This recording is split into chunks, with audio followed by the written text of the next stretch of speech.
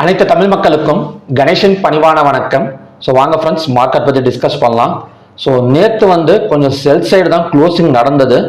But இந்த Trump என்ன பண்ணியிருக்கிறாரு அப்படின்னா, நாங்கள் எப்படியாச்சும் ஒரு அக்ரிமெண்ட் மாதிரி கொடுத்து ஒரு சமாதானத்துக்கு ரெடி பண்ணலாம் அப்படிங்கிற மாதிரி ஒரு நியூஸ் ஒன்று வந்தது. ஸோ அதை பேஸ் பண்ணி எல்லாருமே இந்த வார் கம்ப்ளீட் ஆகிடும் அப்படின்னு அந்த பாசிட்டிவ் மைண்ட் செட்டில் பார்த்தீங்கன்னா ஒரு அகைன் ஒரு இன்வெஸ்டர்ஸ் உள்ளார ஸோ நிஃப்டி எல்லாம் பார்த்தீங்கன்னா மார்னிங்லேயே ஒரு 250-300 பாயிண்ட் மேலே ஓப்பன் ஆகிருந்தது. சரி, ஓகே, இதாச்சும் கொஞ்சம் இன்வெஸ்ட்மெண்ட்ஸ் உள்ளார வந்திருக்கு அப்படின்னு பார்த்து கொஞ்ச நேரம் ஒரு அரை மணி நேரத்தில் தான் சந்தோஷமா இருந்தோம். அதுக்கப்புறம் பார்த்தீங்கன்னா நிஃப்டி எல்லாம் கூட நல்ல பிரேக் அவுட் காலையிலலாம் பார்த்தீங்கன்னா ஸோ டெலிகிராமில் கூட அப்டேட் பண்ணியிருந்தா ஒரு 1 hour பிரேக் அவுட் நடந்து க்ளோசிங் எல்லாம் கூட வச்சது, மேலே ஒரு 5 minutes க்ளோசிங் எல்லாம் கூட வச்சது.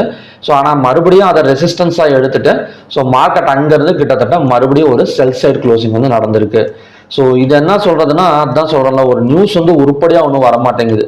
இவரே என்ன சொல்றதுன்னா, ட்ரம்ப்பை ஒரு கொஞ்ச நாளைக்கு முன்னாடி நாங்கள் ஒரு 2 வாரத்தில் ஈரான் மேலே போர் தொடுக்க போறோம்னு சொல்லியிருக்கிறாரு. அதுக்கப்புறம் பார்த்தீங்கன்னா என்ன சொல்லியிருக்காரு அப்படின்னு ஒரு 3 ஃப்ளைட் அனுப்பி குண்டு வீச்சு கொடுத்தா, அதாவது குண்டு போட்டுட்டு வந்திருக்கிறாரு. அதுக்கப்புறம் நாங்களே போயிட்டு இதெல்லாம் பண்ணி நாங்கள் சமாதானத்துக்கான ஏற்பாடு பண்ண போறோம் அப்படின்னு சொல்லி ட்ரம்ப் சொல்லி மறுபடியும் அது பாசிட்டிவ் நியூஸாக மாறி, அதாவது வாய்க்கு ஏதோ ஒன்று சொல்லிக்கிட்டே இருக்கிறாங்க, நியூஸஸ் வந்துக்கிட்டே இருக்கு. அதுக்கு தகுந்த மாதிரி இன்வெஸ்டர்ஸ் என்ன சொல்றதுன்னா மார்க்கெட் தடுமாறிக்கிட்டே தான் இருக்கு அப்படின்னு சொல்லலாம். இந்த மாதிரி நேரத்தில் நாம தப்பிக்கிறதுக்கான ஒரே வழி மணி மேனேஜ்மெண்ட் தான். இந்த மாதிரி நேரம்னு கிடையாது, ஒரு ரீட்டைல் ட்ரேடர்ஸ் தப்பிக்கிறதுக்கான ஒரே வழி பார்த்தீங்கன்னா money management and stop loss. இந்த 2 மட்டும் தான் நமக்கு முக்கியமா தேவை. என்னமோ நடக்கட்டும், வார் நடந்தா என்ன நடந்தா என்ன, நம்ம ஒரு என்ட்ரி கொடுக்குறோம்.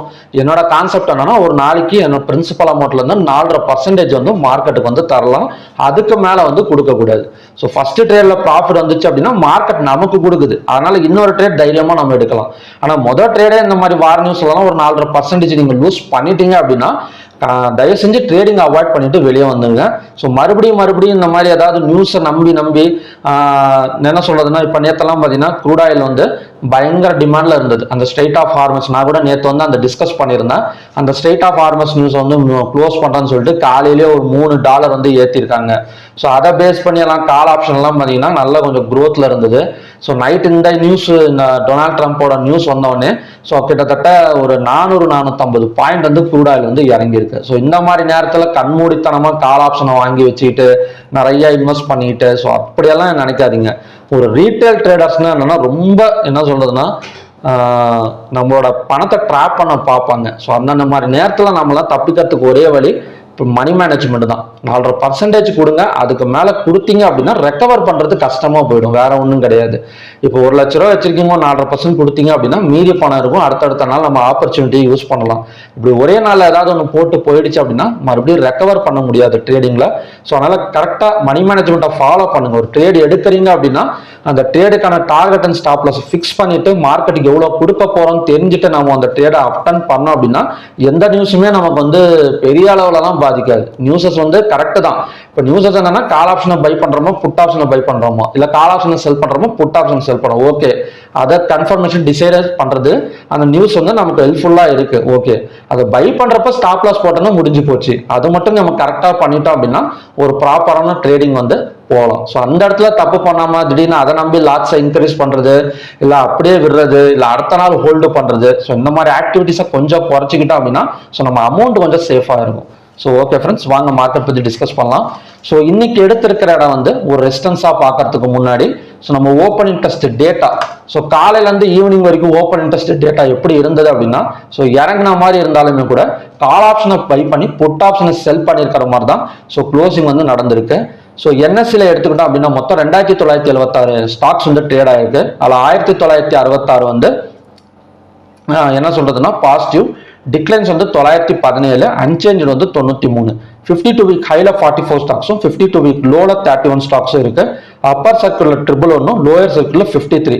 கிட்டத்தட்ட 52 வீக் ஹை அதிகமா இருக்கு, பாசிட்டிவ் ஸ்டாக்ஸும் பார்த்தீங்கன்னா அதிகமா இருக்கு. இதெல்லாம் பார்த்தீங்கன்னா என்ன சொல்றதுன்னா கொஞ்சம் எல்லாமே ஒரு பாசிட்டிவ் சைடு க்ளோசிங் தான். கொஞ்சம் டவுன் கொஞ்சம் கீழே இறங்கினாலும் ஸோ செக்டார் வைஸ் பார்த்தோம் அப்படின்னா கூட ஒரு பாசிட்டிவ் சைடு க்ளோசிங் தான்.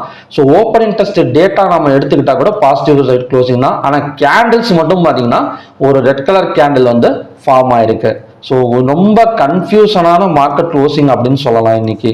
ஸோ ஹை வெயிட்டேஜ் ஸ்டாக்ஸ் எடுத்துக்கிட்டால் அது எப்படி இருக்குன்னு பார்த்தீங்கன்னா, ஸோ ஹெச்டிஎஃப்சி காலையில் கொஞ்சம் மேலே இருந்தது. ஸோ லாஸ்ட் ஈவினிங் டைமில் ஒரு லாஸ்ட் ஒரு 15 மினிட்ஸ் லாஸ்ட் ஒரு 1 ஹவரில் எல்லாமே பார்த்தீங்கன்னா கொஞ்சம் ரெக்கவரி ஆயிருக்கு.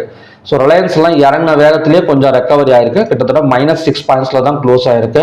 ஸோ மாருதி எல்லாமே பார்த்தீங்கன்னா லாஸ்ட் டைம் ரெக்கவர் அப்படின்னு சொல்லலாம். ஸோ இன்னைக்கு வந்து இறங்கினா கூட லாஸ்ட் ஒரு 1 ஹவரில் மார்க்கெட் வந்து கொஞ்சம் ரெக்கவரி வந்து எடுத்திருக்கு எல்லா ஸ்டாக்ஸை பொறுத்த வரைக்கும். ஸோ இது வந்து பையிங்கா அப்படின்னு கேட்டிங்கன்னா வாய்ப்புகள் இருக்கு. ஸோ நம்ம அதை டெக்னிக்கல்ஸில் பார்க்கலாம். ஸோ டெக்னிக்கல்ஸில் பொறுத்த வரைக்கும் ஸோ நிஃப்டி எல்லாம் பார்த்தீங்கன்னா மறுபடியுமே ஒரு ரெசிஸ்டன்ஸ் ஃபார்ம் ஆயிருக்கு. ஸோ இந்த இடத்த தாண்டி இன்னும் க்ளோஸே வைக்கல. 5 மினிட்ஸ் கேண்டில் க்ளோஸ் வச்சதே தவிர ஸோ இன்னும் 1 டே கேண்டில் வந்து க்ளோஸ் வைக்கல. ஸோ க்ளோஸுக்கு கீழே ஓப்பன் ஆனால் மட்டும் நம்ம வந்து செல் சைடு வந்து ஃபோக்கஸ் பண்ணலாம். க்ளோஸுக்கு கீழே இன்னைக்கு க்ளோஸ் வந்து 25,044. ஸோ க்ளோஸுக்கு கீழே ஓப்பன் ஆனால் இந்த லோவை பிரேக் அவுட் பண்ணாலும் ஸோ அடுத்த டார்கெட் வந்து 24,823 வரைக்கும் வரதுக்கான சான்சஸ் இருக்கு. ஸோ எல்லா ஸ்கிரிப்ட்லையுமே நாளைக்கு க்ளோஸுக்கு மேலே ஓப்பன் ஆனால் ஸோ அகைன் வந்து ஸோ சேம் ஹை இன்னைக்கோட ஹை வரைக்கும் வரதுக்கான சான்சஸ் வந்து ஸோ நிஃப்டி 50 சென்செக்ஸ் எல்லாத்துலேயுமே இருக்கு. சைட்வேஸ் எடுக்கிறதுக்கு பாசிபிலிட்டிஸ் இருக்கா அப்படின்னு கேட்டிங்கன்னா, ஸோ சைட்வேஸ் எடுக்கிறதுக்கு என்ன சொல்றாங்க, கால் ஆப்ஷன்லாம் கொஞ்சம் ஹெவியாக வந்து பையிங் வந்து நடந்திருக்கு. ஸோ அதனால பார்த்தீங்கன்னா சைட்வேஸ் எடுக்கிறதுக்கு வாய்ப்புகள் கொஞ்சம் கம்மி தான். ஸோ கண்டிப்பாக ஒரு நல்ல வாலட்டிலிட்டி இல்லைன்னா பார்த்தீங்கன்னா ஒரு ஒன் சைடு மூவ்மெண்ட் வந்து எடுக்கிறதுக்கான சான்சஸ் வந்து இருக்கு. ஸோ பேங்க் நிஃப்டி எல்லாம் பார்த்தீங்கன்னா ஒரு நல்ல ஒரு பாசிட்டிவ் சைட் க்ளோசிங் ஒரு கேப்பை விழுந்திருக்கு. ஸோ அந்த கேப்பே ஃபில் பண்ணுற வரைக்கும் வந்துட்டு மறுபடியும் ரெக்கவரி ஆயிருக்கு. ஸோ அதனால க்ளோஸுக்கு மேலே ஓப்பன் ஆனால் ஸோ கண்டினியூஸாக பார்த்தீங்கன்னா ஸோ பேங்க் நிஃப்டியோட அடுத்த டார்கெட் எல்லாம் 56,800 வரைக்கும் வரதுக்கான சான்சஸ் வந்து இருக்கு. ஸோ பேங்க் நிஃப்டியை பொறுத்த வரைக்கும் கேப் டவுன்ல இந்த லோவை பிரேக் அவுட் பண்ணால் மட்டும் செல்லிங் சைடு வந்து பாசிபிள். ஸோ பேங்க் நிஃப்டின்னு மட்டும் கிடையாது. ஸோ பேங்க் நிஃப்டி நிஃப்டி 50 எல்லாமே பார்த்தீங்கன்னா லோவை பிரேக் அவுட் பண்ணாதான் செல்லிங் சைடு, இல்லைன்னா க்ளோஸுக்கு மேலே ஓப்பன் ஆனால் கண்டினியூஸாக பார்த்தீங்கன்னா மேலே வரதுக்கு தான் சான்சஸ் வந்து இருக்கு.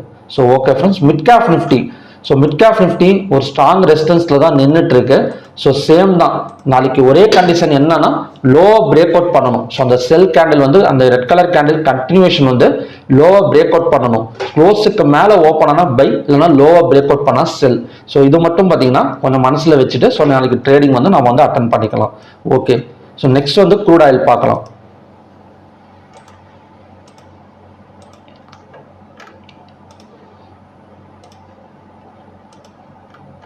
ஸோ க்ரூட் ஆயிலை பொறுத்த வரைக்கும் ஸோ ரெசிஸ்டன்ஸ் ஜோன் எது அப்படின்னா 5,000 இந்த இடம் 5,785 சாரி 5,782 தான் பார்த்தீங்கன்னா இப்போதைக்கான ஒரு ரெசிஸ்டன்ஸ் ஜோன். ஸோ நமக்கு பிரேக் அவுட் நடக்கணும் அப்படின்னா இது நீங்கள் பார்த்தீங்கன்னாலே தெரியும், இந்த பிரேக் அவுட் நடக்கணும் அப்படின்னா ஹையை பிரேக் அவுட் பண்ணணும். இந்த ஹையோட வேல்யூ என்ன 5,805. ஓகேங்களா, இந்த ஹையை பிரேக் அவுட் பண்ணால் ஸோ நமக்கு வந்து பாசிபிலிட்டிஸ் இருக்கு மறுபடியும் வந்து பை எடுக்கிறதுக்கு. ஸோ இந்த இடத்துலலாம் சப்போர்ட் எடுக்குமா அப்படின்னு கேட்டிங்கன்னா ரிஸ்க் தான். ஸோ இந்த இடம் பார்த்தீங்கன்னா சப்போர்ட் ரிஸ்க் தான், பட் ரெசிஸ்டன்ஸுக்கு சான்சஸ் இருக்கு. இந்த 5,782ங்கிறது ரெசிஸ்டன்ஸ். ஸோ இந்த இடம் வந்துட்டு அகைன் வந்து ஒரு நல்ல ஃபால் எடுக்கிறதுக்கான சான்சஸ் வந்து இருக்கு. ஸோ டேட்டாஸ் எல்லாம் கொஞ்சம் செல் சைடு கன்ஃபர்மேஷன்ல இருக்கு.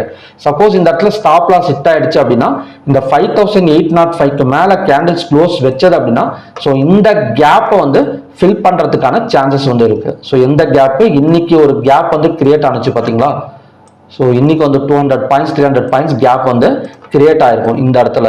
ஓகேங்களா, ஸோ இந்த கேப் வந்து ஃபில் பண்றதுக்கான சான்சஸ் இருக்கு. எப்போ அப்படின்னா இந்த 5,805க்கு மேல கேண்டில்ஸ் வந்து க்ளோஸ் வச்சா ஸோ இந்த கேப் வந்து ஃபில் பண்றதுக்கான ஒரு 100 to 150 பாயிண்ட்ஸ் வரைக்கும் சான்சஸ் வந்து இருக்கு. ஸோ பை போகணும் அப்படின்னா பையை பிரேக் அவுட் பண்ணணும், இல்லைன்னா 5,782 வரைக்கும் வந்துட்டு அகைன் வந்து ஃபால் எடுக்கிறதுக்கான சான்சஸ் தான் இருக்கு. ஓகே, ஸோ நேச்சுரல் கேஸோட இப்போதைக்கு வந்து ஒரு பை கன்ஃபர்மேஷன்ல இருக்கு.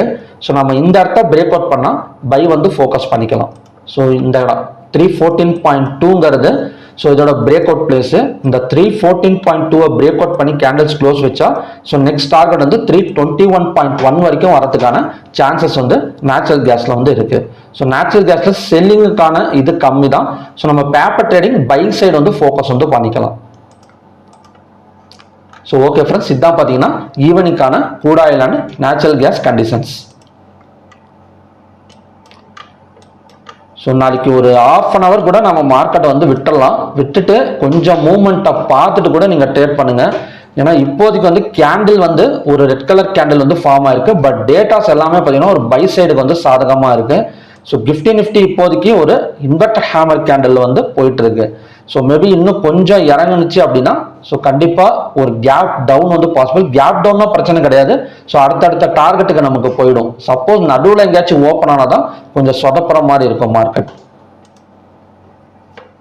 ஸோ ஐஎன்ஆர் பார்த்தீங்களா, கிட்டத்தட்ட நமக்கு ஓப்பன் அண்ட் ஹை சேமாக இருந்துட்டு ஒரு -0.38% வரைக்கும் டவுன் ஆயிருக்கு.